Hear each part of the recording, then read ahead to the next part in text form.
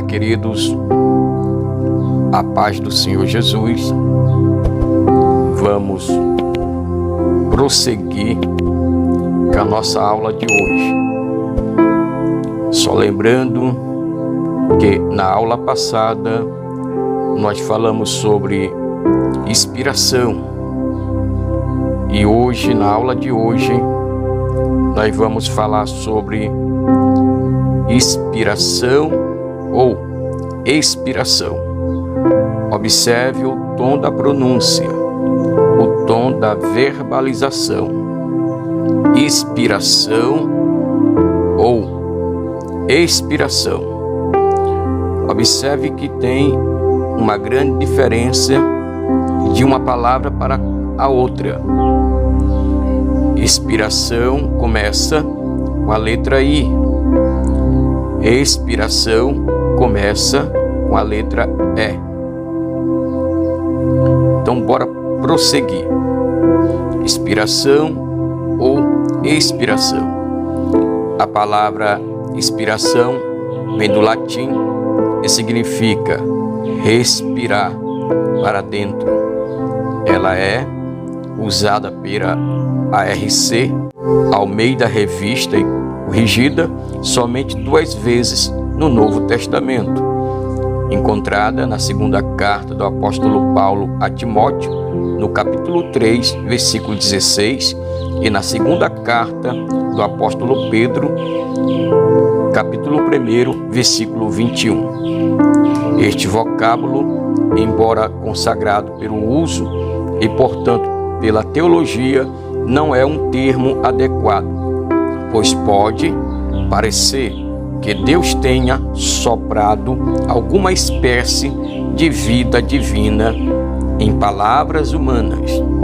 Em segunda carta a Timóteo, capítulo 3, versículo 16, encontramos o vocábulo grego theopneusto, que significa soprado por Deus.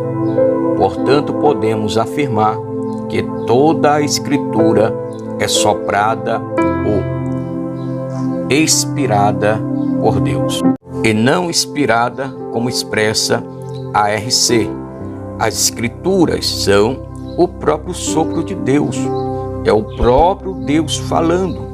Em 2 Samuel, capítulo 23, versículo 2, diz assim a palavra de Deus. Segundo livro de Samuel, capítulo 23, versículo 2.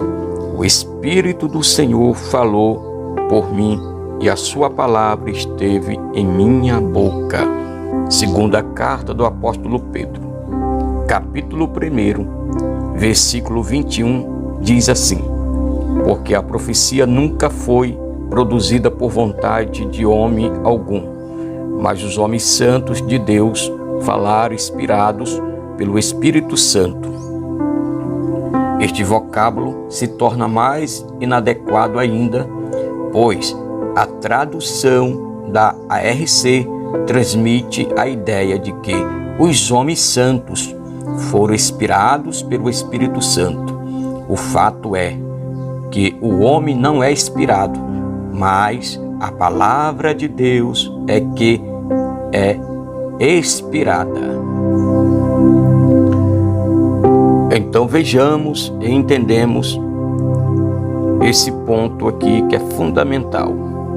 Para isso, aí na sua apostila tem as demais referências bíblicas que você precisa analisar com muita cautela, ponto por ponto, versículo por versículo, para que você possa ter uma clareza definitiva a respeito da inspiração e expiração.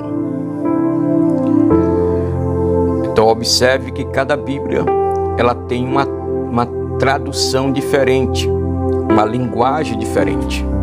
O que dá para nós entender aqui a respeito dessa tradução ARC é que a ideia aqui transmite, ou seja,